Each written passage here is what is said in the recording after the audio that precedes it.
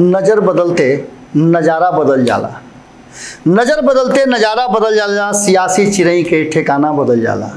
नजर बदलते नजारा बदल जाला, सियासी चिरई के ठिकाना बदल जाला।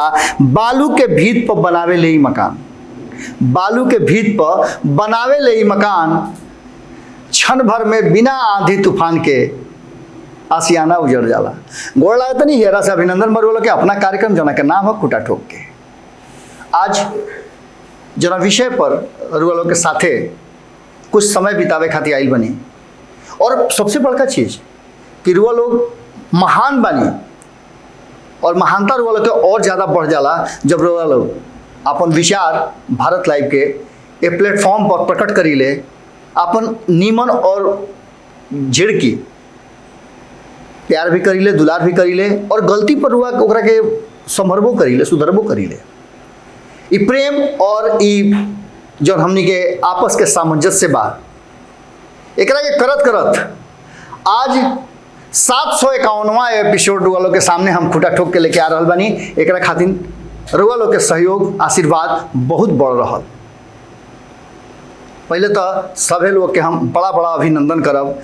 ई रास्ता पार करे में, यहाँ तक आवे में रुआ लोग के साथ बहुत मिलल, हिम्मत बहुत जुटौनी सभे, और दुनिया भर में भोजपुरी भाषा भाषी जे भी लोग बानी सब लोग के गोड़ छुके गोड़ लागतनी, प्रणाम करतनी, और हेरा से अभिनंदन रुआ लोग के करतनी।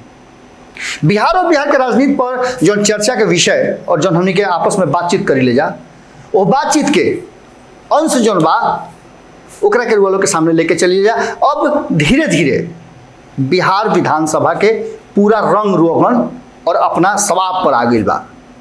एक तरफ जहां सत्ता पक्ष ये बात स्थापित करे में लागल बा कि कहीं ना कहीं जौन काम कर रहा बड़े उनका से बेहतर कोई ना कर सकेला, दूसरा तरफ विपक्ष यह बात के साबित करे में लागल बा कि सत्ता पक्ष के द्वारा कई गई काम सिर्फ ढाक के 3 पात बा और आईवाश बा। इस सब बात के लेकर के जब चर्चा परिचर्चा का विषय आ जाता, तो विधानसभा में जो चर्चा होता, जो तरीका के शब्द और शब्दार्थ भावार्थ निकलता, ओकरा के देख करके और वो लोग निश्चित रूप से कहीं एंजॉय करते हो, कहीं दुख होते ही, और कहीं चिंता भी होते हुई कि सरकार के चुन के रुआ काहे खातिर भेजले बानी, जो लोग के सदन में भेजले बानी वो लोग के बिहार और बिहार के लोग के विकास करे खातिर और विकास में देश के साथ देवे खातिर रुआ तैयारी कर ले रही, रुआ सोच के भेजले रही। बजट पास हो गई बा और बजट के लेकर के कई तरह के बात बा। बजट में जे कुछ भी प्रावधान कई गई बा, जे राशि बा, उस सब रुआ लोग बता देनी। 2,18,303 करोड़ के ये बजट पास भइल बा, और ये बजट में अलग अलग विभाग खातिर, अलग अलग खंड खातिर विकास के योजना बनावल गई बा, और योजना मद में पैसा राशि सब कुछ कर दिया गई बा। अब एक पर चर्चा और बहस हो रहा बा अलग अलग विभाग के। ए बीच में कुछ ऐसा बात आई हा जो नीतीश कुमार के निश्चित रूप से टेंशन जरूर दे दिलस। तेजस्वी यादव अचानक से नीतीश कुमार पर हमला करत करत, उनका सरकार पर हमला करत करत कुछ ऐसा बात कह दिले भारतीय जनता पार्टी से जुड़ल, जौन की निश्चित रूप से नीतीश कुमार खातिर चिंताजनक जरूर बा।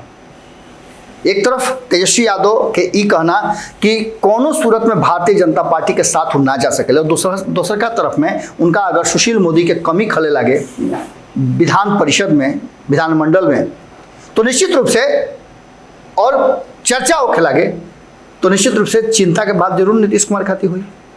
वो ये अगर अटल बिहारी वाजपेयी के कमी खले लगे तब भी चिंता के बात हुई। भारतीय जनता पार्टी के कुछ योजना और भारतीय जनता पार्टी के कुछ लोग के आज तेजस्वी यादव याद कैले है।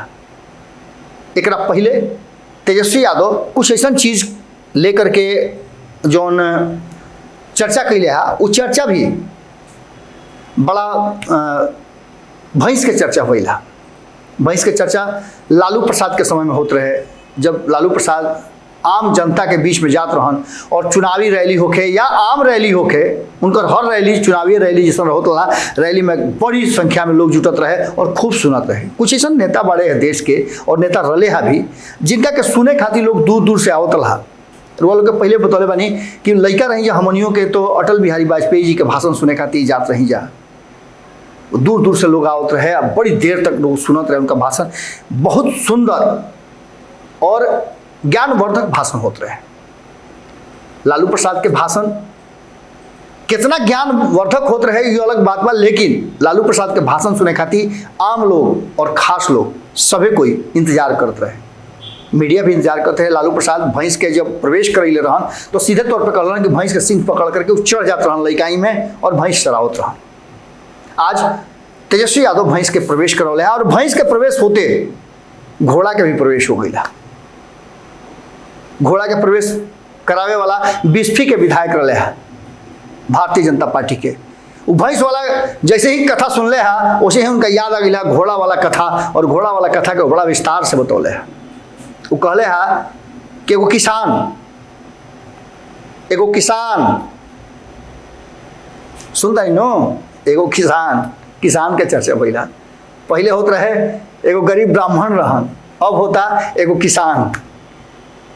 और किसान के स्थिति का बार हुआ समझ सकता नहीं। किसान घोड़ा रखा था, इहो कम बात नहीं थे, ट्रैक्टर तो रखा था, तो घोड़ा किसान के लगे रहे। और किसान दुख के समय में जो उनका बुझाइल कि घोड़वा के बेच करके आप कुछ पैसा ओकरा हाथ में आ जाई। अभी बात भारतीय जनता पार्टी के जब नेता कहता है तो वह समझ सकता नहीं कि नरेंद्र मोदी जी और आज यह बात के लेकर के अश्विनी कुमार चौबे जो उनकी स्वास्थ्य राज्य मंत्री बन केंद्र में, वो यह बात के याद दिलौले है उनका फेसबुक पोस्ट से और भी अलग अलग मीडिया में देखे के मिलल है कि आज ही के दिन मैंने 24 तारीख के, आज 25 तारीख के, 24 तारीख के उनकर अपडेट बा कि 24 तारीख के दिन में जो नरेंद्र मोदी जी किसान खातिर योजना लेके आई हन, वो योजना से करोड़ों करोड़ों लोग के फायदा हो गई। एक खातिर नरेंद्र मोदी जी के धन्यवाद देवे के चाहिए। और लगभग 90 दिन से नरेंद्र मोदी के ठीक बगल में एक फोन कॉल के दूरी पर, ये शब्द हमारा ना है, ये प्रधानमंत्री जी के शब्द है कि एक फोन कॉल के दूरी पर किसान से हम बानी, लेकिन अभी तक ले मुलाकात ना हुई।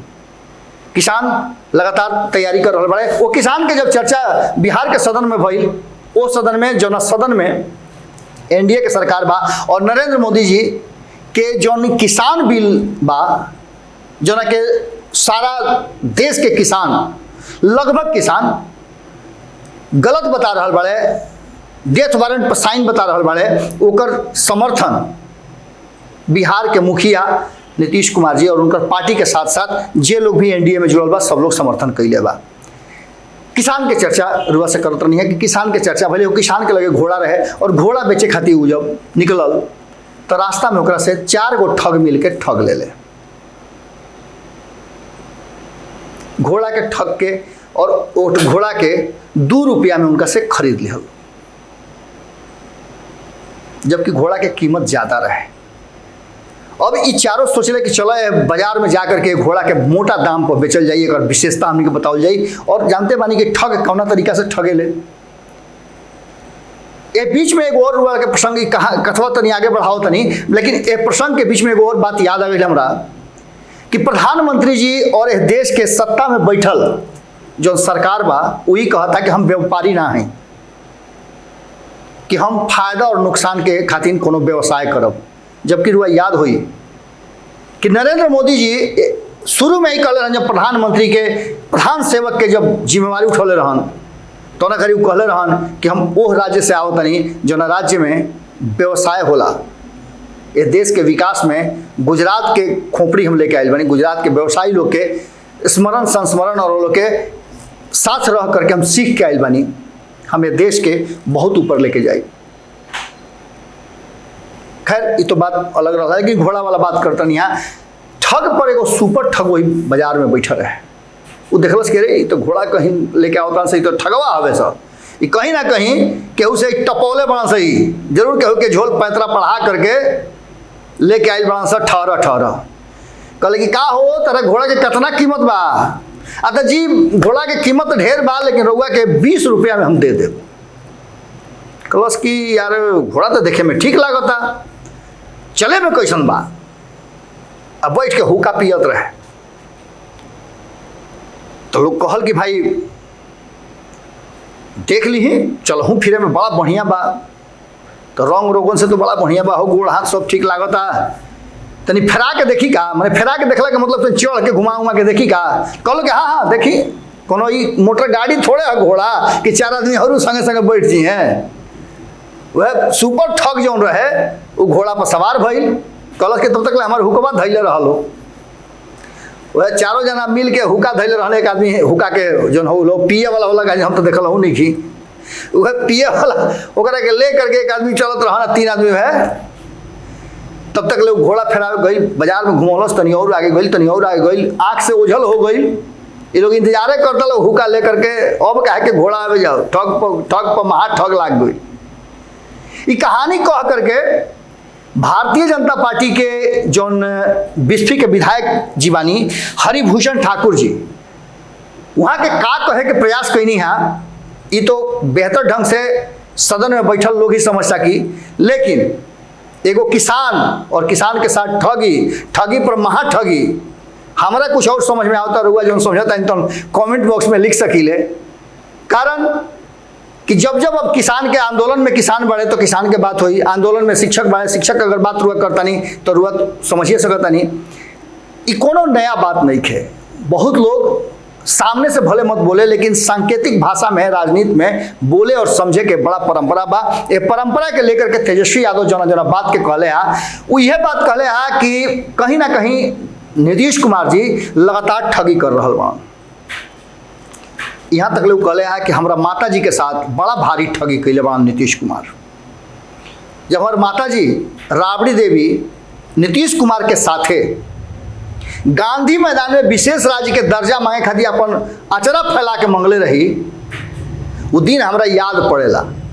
और आज नीतीश कुमार जी विशेष राज्य के दर्जा के चर्चा अपना एह बजट में ना कह के बहुत भारी गलती कैले बड़े और ई लोग के आंख में धूर झोंकला लेखा बा। ई भीत रेत के बनतिया जना के भौसल और ढहल निश्चित बा।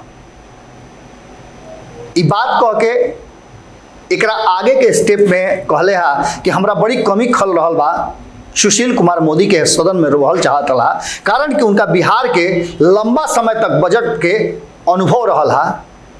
या तो वो बजट उहे बनौले बाड़े जना में वो कमी जान के छोड़ देले बाड़े, या फिर यह बजट में कहीं ना कहीं वो आदमी के पुट नजर आ रहल बा जेकर होखल चाहत रहा। ये सब बात के लेकर के बात एजे तक रुक जाई तो समझ में आई, एकरा आगे 2 स्टेप बात बढ़ गई। और जब बात बढ़ गई, बात अटल जी पर आ गई, तो निश्चित रूप से जब अटल जी पर बात आई तो बात और गंभीर हो जाता। कारण कि अटल और आडवाणी के नाम आते कहीं ना कहीं भारतीय जनता पार्टी के लोग के कान खड़ा हो जाला और कहीं ना कहीं नीतीश कुमार जी के आंख बड़ बड़ हो जाला। कारण कि अटल आडवाणी ये दोनों आदमी इहो बात कहा जाला कि जबरदस्ती ये बात के धीरे से इशारा कैले तेजस्वी यादव कि अटल जी के मजबूर करके उनका के एनडीए में रहते हुए मजबूर करके नीतीश कुमार बिहार के मुख्यमंत्री बने खातिर दबाव बनौले रहन, जौन कि अटल जी ना चाहत रहन। लेकिन खैर ये तो वक्त के बात बा।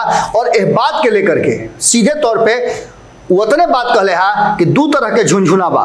एगो झुंझुना केंद्र सरकार झूठली आरक्षण दे करके कैले बा, झुंझुना थमले बा। और अब की हाली बिहार में बिल्कुल बजट झुंझुना बा और ये झुंझुना सरकारें बजा सकेले और केहू ना बजा सकेला। जब बजट में 7 निश्चय पार्ट 1 जौन की महागठबंधन के योजना रहे वो पूरे ना भइल तो 7 निश्चय पार्ट 2 कैसे?